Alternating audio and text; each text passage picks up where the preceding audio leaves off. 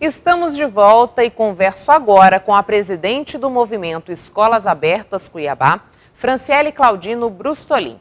Franciele é um dos 4.000 membros que se reuniram na capital para lutar pelo direito dos filhos voltarem às escolas. Além do prejuízo educacional, o movimento ainda aponta as sequelas psicológicas e físicas que crianças e adolescentes enfrentam pela falta de convívio social. Como que o movimento vê essa iniciativa da Assembleia e esse resultado final? A gente recebeu com muita alegria, né, o reconhecimento, porque, na verdade, a educação já é um direito fundamental, né? Se a gente for pensar, saúde, educação e segurança são direitos essenciais, são serviços essenciais. Então, direitos fundamentais e serviços essenciais.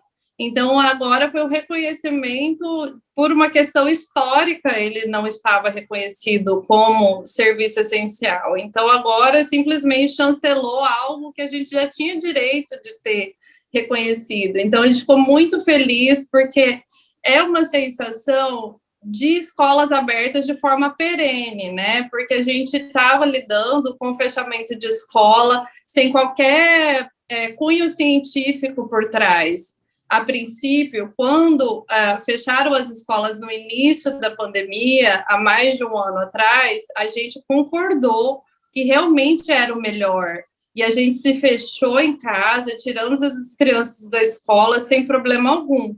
Porém, passado um ano, a gente entendeu, na verdade, desde janeiro, quando o nosso movimento começou, que nós estávamos aguardando o poder público fazer algo que ele não ia fazer se não houvesse pressão realmente de quem precisava lutar pelas crianças que éramos nós, os pais e as mães. Então, agora, com a abertura e agora com a essencialidade da educação, a gente vai ter um descanso que pelo menos parte da educação vai ser garantida mesmo em um cenário pandêmico.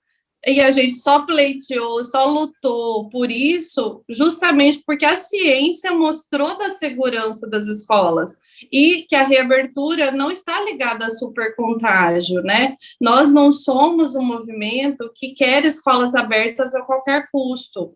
Não é isso. Nós queremos justamente o direito do pai e da mãe escolher se manda ou não a criança para a escola.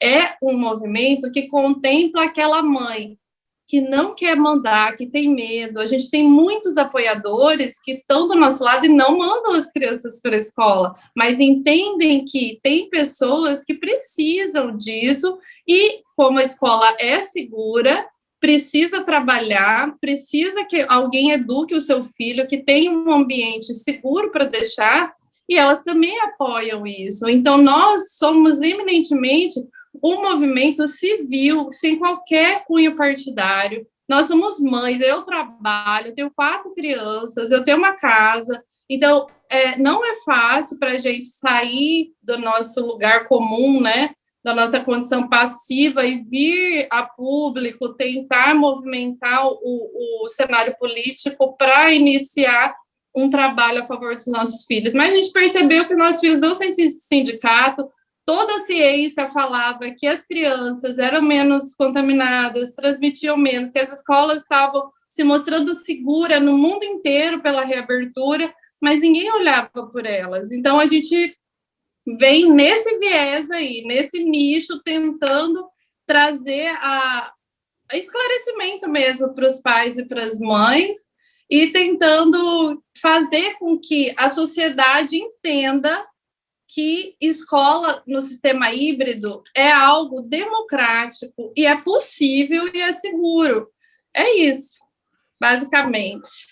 Franciele, quando você fala do início desse movimento em janeiro desse ano, né, dessa reunião de pais que buscam a escola aberta, o sistema híbrido, enfim, houve uma articulação com a Assembleia Legislativa, com o governo do Estado, do movimento, que acabou resultando nesse projeto, ou não teve essa comunicação? Tivemos, sim, tivemos. A princípio, a gente só queria o decreto municipal para a reabertura das escolas em Cuiabá, mesmo porque o nosso Instagram, inclusive, o nosso movimento é Escolas Abertas Cuiabá, é voltado para Cuiabá e para a busca da equidade das escolas particulares, ou seja, trazer as peculiaridades das escolas particulares que já estavam prontas para que elas reabrissem de imediato. Era essa a nossa primeira... Mas no momento em que a gente percebeu que não havia como permanecer aberta num cenário pandêmico simplesmente baseado em dados científicos, que a gente precisava colocar o serviço como essencial, assim como fizeram as academias, como fizeram outros segmentos que foram atrás do poder público, a gente foi atrás, sim, dos deputados. Inclusive, estamos em contato com vereadores que vão encabeçar um projeto também municipal. Quando a gente foi atrás, já tinham 2 deputados que já tinham adiantado esses projetos e já tinham protocolado, que era o Eliseu Nascimento, que foi o projeto que foi contemplado ontem, o 21/2021, e o 172/2021 do Wilson Santos. Então, já estava em andamento quando a gente foi atrás de apoio. E quando, na verdade, em janeiro a gente já tinha tentado, mas como a gente estava muito focado no decreto, a gente acabou acontecendo esses projetos e depois, com eles protocolados, a gente passou a pleitear corpo a corpo em cada deputado o esclarecimento sobre seu posicionamento.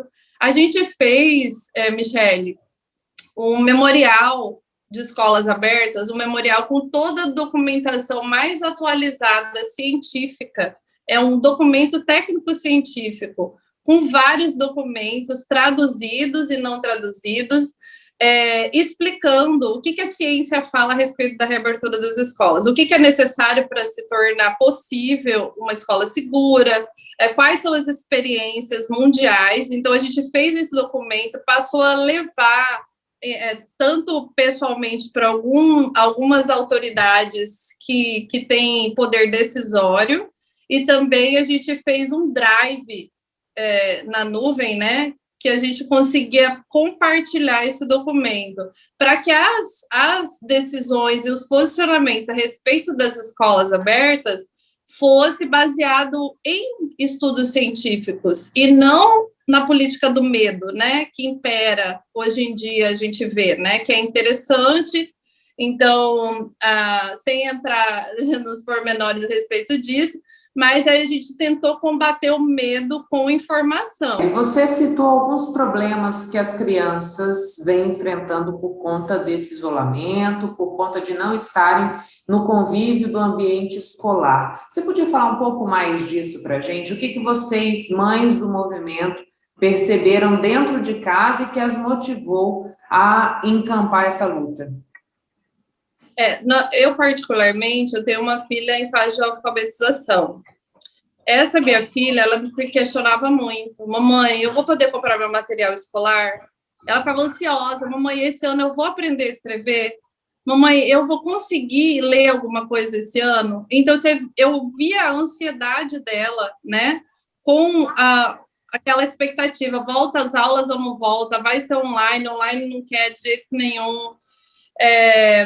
Então, eu vivenciei isso, essa questão da ansiedade. Então, eu tive que redobrar minha atenção com ela, fazer um trabalho. Na verdade, eu fiz até curso para tentar alfabetizá-la. Durante a pandemia, eu fiz um curso nas minhas madrugadas aí, para tentar. E eu não consegui, realmente, o pedagogo, o professor, ele tem técnica, eu não nasci para isso. Então, eu percebi essa ansiedade nela. Mas eu, como presidente do movimento, eu recebo centenas. Nós somos em torno de 4 mil pais e mães e educadores. Então, eu recebi centenas de relatos diários a respeito do que as crianças estavam passando. Então, foi criança que engordou 10, 15 quilos, criança que passou a ter quadro de ansiedade, quadro de depressão, o número de atendimentos, eu converso com psicólogos, nós temos psicólogos no movimento, psicólogos especialistas em crianças, um número absurdo a mais durante a pandemia de atendimentos, crianças que se automutilam, arrancando cabelo, roendo unha até ferir, se cortando, tem de tudo. Agora tem criança com psoríase, criança com problemas autoimunes que foram desenvolvidas durante a... crianças com transtornos depressivos e transtornos físicos também, fisiológicos também. Tivemos muitas crianças. Tem criança que começou a apresentar espasmos, começou a ter algum tipo de espasmo mesmo, ligado à área neurológica, tudo relacionado à época de fechamento 6 escolas. Porque a criança, Michele, a criança, o adolescente, eles formam a sua identidade estando em contato com crianças e adolescentes da mesma idade, né? Por mais difícil que seja a gente imaginar que a família supre, claro que é maravilhoso estar com os nossos filhos, dar amor, dar educação, mas a gente sabe da necessidade deles de desenvolver em conjunto, né? A ter as mesmas ideias, um vai passando um aprendizado para o outro, vão desenvolvendo a criatividade juntos. Eu não tenho a criatividade que a minha filha tem. Eu não consigo dar seguimento a uma brincadeira que ela conseguiria dar com uma pessoa da idade dela, e assim sucessivamente.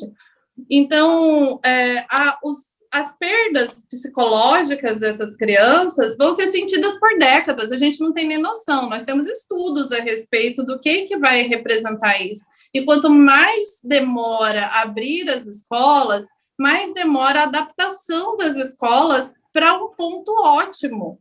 Na verdade, a gente abrir as escolas, a gente começa a ver quais são os pontos fracos, o que precisa melhorar, o que não está dando certo. É isso que a Unicef fala, que a gente tem que começar. A partir do momento que você começa, você vai desenvolvendo uma técnica melhor para aquela situação, inclusive nas escolas públicas. A gente falou aqui dos problemas físicos, dos problemas psicológicos. Como que fica o processo educacional dessas crianças? Esse 1 ano sem ir para a escola, qual é o impacto que ela tem? Quanto tempo ela vai levar para se recuperar desse período? Você disse que estão com vários estudos que municiaram, inclusive, percorrer os poderes públicos para discutir essa questão da educação como essencial. Você podia falar um pouco disso para a gente? Sim, então, os dados científicos mostram, né, as pesquisas, as previsões são catastróficas para a educação. Com relação à evasão escolar, o retrocesso que a Unicef prevê para o Brasil é em 20 anos. 20 anos de retrocesso com relação à evasão escolar. As crianças não conseguem estudar via grupo de WhatsApp, como é feito no sistema municipal. Pegar atividades e entregar para uma criança que não tem quem acompanhe, quem explique, é impossível, é para inglês ver, ninguém está estudando, um finge que estuda, o outro finge que está ensinando. Os professores se frustram, os professores se deprimem, as crianças abandonam a escola porque vão fazer outra coisa. A criança, ela é movida ao prazer imediato. Então, é difícil você estar ali no lugar com uma folha que você não sabe nem ler o que está mandando fazer no exercício, a sua avó não sabe ler também, ou não tem tempo para explicar, o seu vizinho não tem tempo para explicar, a sua irmã de 1 ano mais velha não sabe também, e aí fica aquela... Então, não existe educação no sistema público à distância. Precisa, por isso... Na verdade, o sistema público que eu falo, a partir do momento que a gente começa a estudar sobre a importância da educação, da escola e do professor na educação do sistema público, ele vai muito além. É algo da sociedade. A gente deve um favor para esses professores. São eles que denunciam maus tratos. A queda na denúncia de maus tratos não é porque a criança parou de receber maus tratos em casa ou na vizinhança. Não é. É porque o professor, que era o maior agente nesses casos, foi tirado do lado da criança. Então, a questão da escola no sistema público, principalmente, é uma questão social. A merenda, a criança que se alimentava exclusivamente na escola, apesar de o sistema público, o sistema estadual entregarem uma cesta básica para as crianças, não é a mesma coisa de você estar lá com o sanduíche na sua mão. Então, são muitas coisas que envolvem o sistema público. O sistema particular, ele é muito diferente. Mas a gente abriu o nosso movimento para lutar por essas outras crianças. Porque a gente viu que ou a gente fazia isso, ou as escolas particulares iam continuar fechando e as públicas não iam abrir nunca. Faltava essa vontade política mesmo de abraçar a causa das crianças. E as crianças iam sendo relegadas. E aí, com relação à evasão escolar, regredimos 20 anos. E com relação aos estudos, até janeiro, já se previa um retrocesso de 4 anos para se alcançar aquele ano de 2020 perdido. Então, agora a gente já pode multiplicar por 2, de 8 a 10 anos de atraso na educação de todas as nossas crianças nos locais onde as escolas permaneceram fechadas. Não saia daí, eu volto em instantes.